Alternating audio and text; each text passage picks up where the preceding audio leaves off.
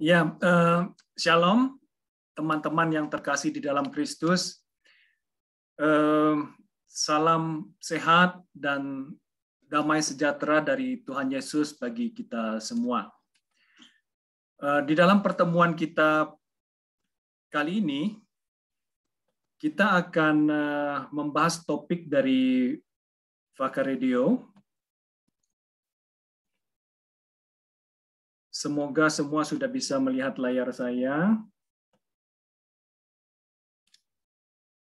Jadi topik kita kali ini adalah siapakah Yesus bagiku? Rasanya pertanyaan ini memang penting untuk kita orang-orang Kristiani, untuk kita orang Katolik. Jadi saya itu dulunya dari keluarga Konghucu. Nah, saya waktu mulai sekolah itu disekolahkan di sekolah Katolik dari mulai TK waktu itu. Nah, yang saya ingat itu saya di kelas 3 rasanya. Itu baru mulai mengenal sosial, kehidupan sosial yang ada di sekitar saya. Termasuk di dalamnya ajaran-ajaran agama Katolik yang saya dapat di sekolah.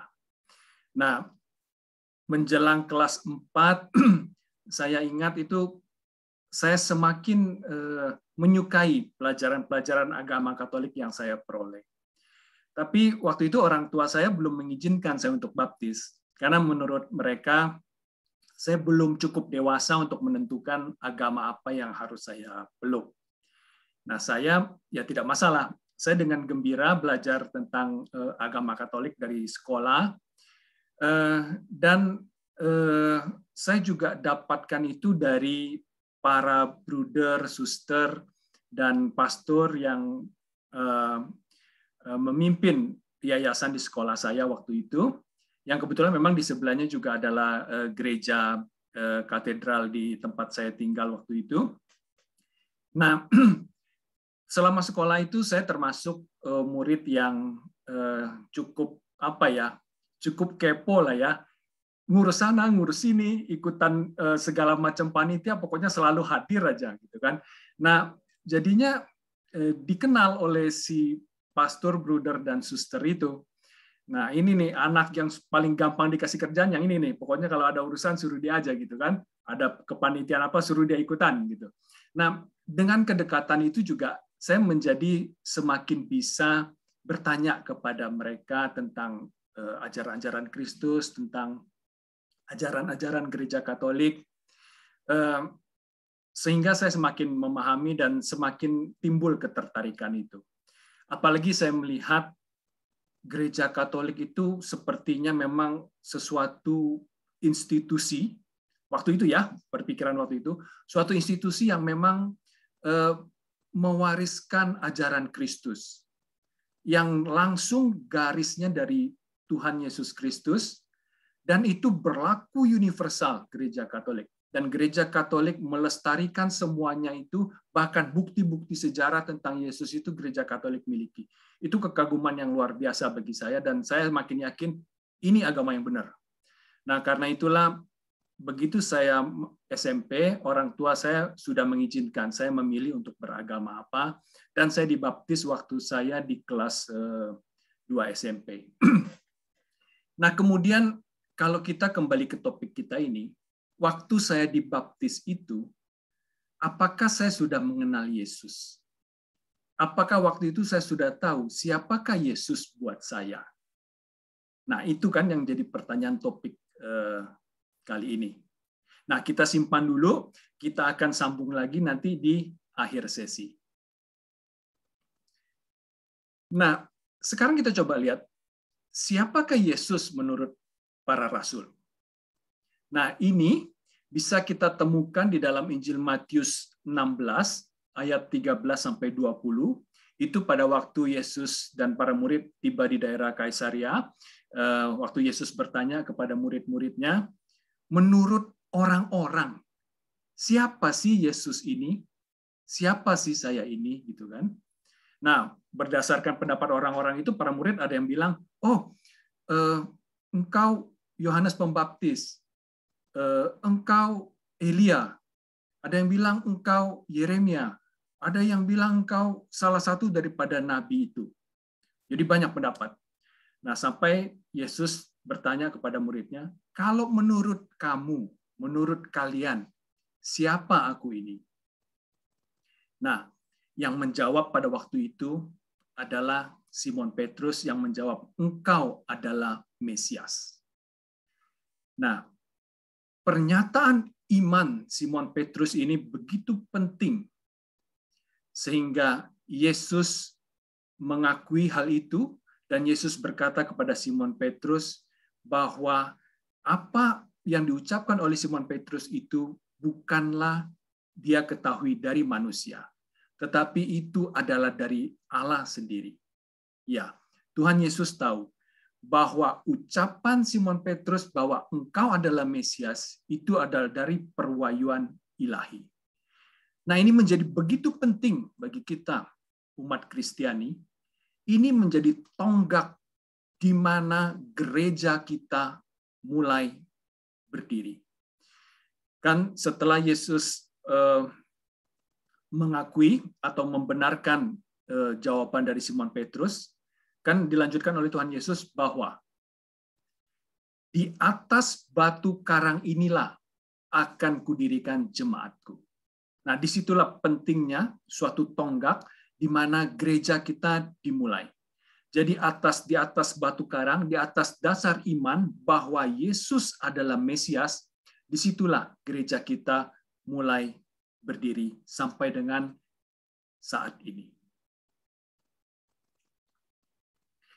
Nah, tentu kemudian menarik juga untuk kita ketahui, siapa Yesus kalau menurut sabda Allah? Nah, hal ini bisa kita temukan di dalam Injil Matius 3, ayat 13-17. Ini adalah pada saat Yesus datang menemui Yohanes Pembaptis dan dibaptis di Sungai Yordan. Jadi, peristiwa pada saat itu, begitu Tuhan Yesus keluar dari air, langit terkuak, dan Roh Allah turun seperti burung merpati, dan ada suara dari surga yang mengatakan, inilah anakku yang kukasihi.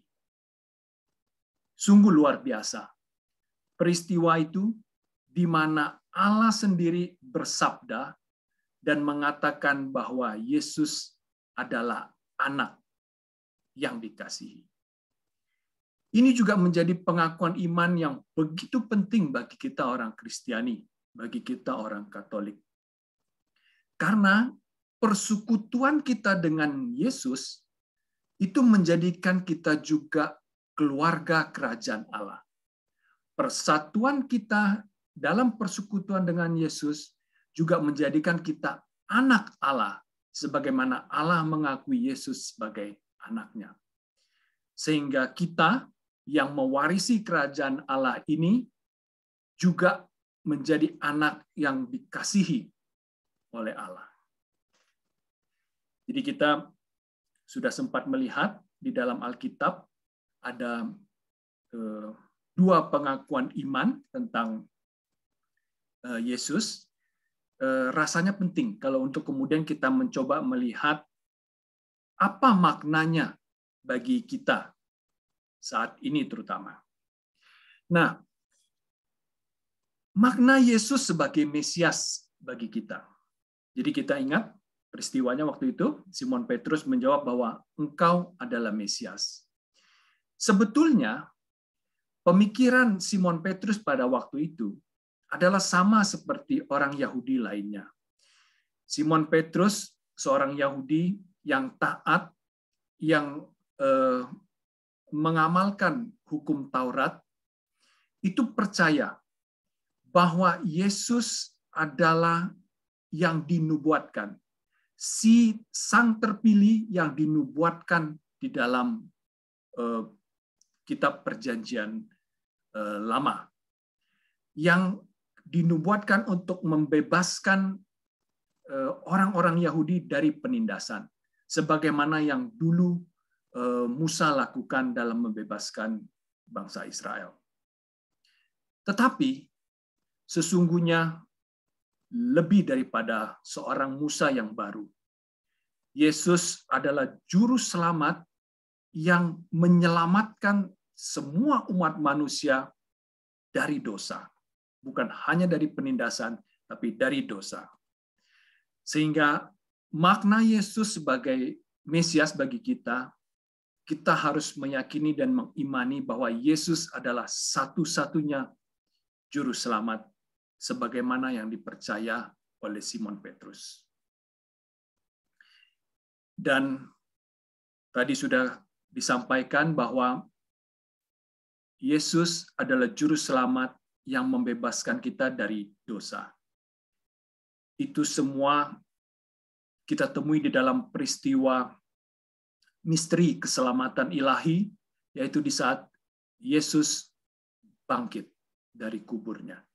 Disitulah Yesus mengalahkan dosa dan maut.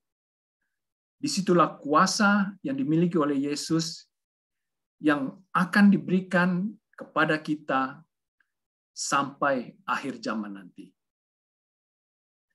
Nah, dengan kepercayaan, dengan iman yang besar bahwa Yesus adalah juru selamat dan berkuasa atas dosa dan maut, sudah selayaknya dan sudah seharusnya kita dengan sepenuh hati mengikuti semua ajaran Yesus. Bagaimana dengan makna Yesus sebagai anak Allah bagi kita?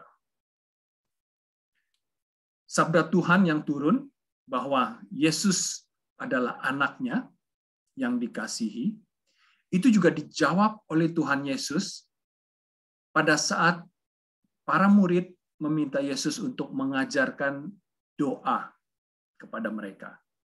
Dan kita temui di dalam Alkitab hanya satu doa yang diajarkan oleh Yesus kepada para muridnya, yaitu doa Bapa kami.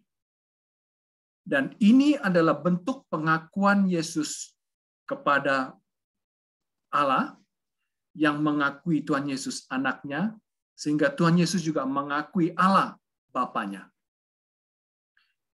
Dan dalam mengajarkan doa Bapa kami itu, Yesus menggunakan kata Bapa dan kata kami. Sehingga disitulah terjadi suatu persekutuan, di mana bukan hanya Yesus sendiri yang mengakui Bapa, tetapi Yesus menggunakan kata kami, yang mengakui Bapa yang ada di surga. Sehingga kita, umat Kristiani, yang bersekutu di dalam Kristus, di dalam Yesus, itu kita hidup sebagai bagian dari keluarga Allah. Dan karena kita anaknya, kita adalah keluarganya, Allah tentu mengasihi kita, dan kita selalu berada di bawah naungan kasih Allah.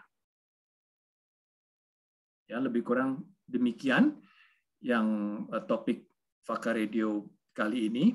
Nah, kalau kita kembali ke cerita yang kehidupan saya waktu saya masih kecil, itu pada waktu saya dibaptis itu, harus jujur, saya belum mengenal Yesus begitu mendalam. Jadi saya dibaptis bukan karena saya tahu siapakah Yesus bagi saya, tetapi karena kekaguman saya akan ajaran Yesus dan kekaguman saya akan gereja Katolik yang mewarisi ajaran Yesus itu. Jadi kekaguman yang mengantarkan saya kepada pembaptisan. Nah, kemudian bertumbuh usia, pada saat saya dewasa, saya semakin mengenal Kristus. Pada saat dewasa, saya semakin banyak menyimak pengajaran tentang ajaran-ajaran Kristus. Saya semakin banyak menyimak ajaran-ajaran tentang Alkitab. Saya semakin banyak menyimak ajaran-ajaran tentang Trinitas. Dan semua itu membentuk keyakinan saya, pengenalan saya akan Yesus.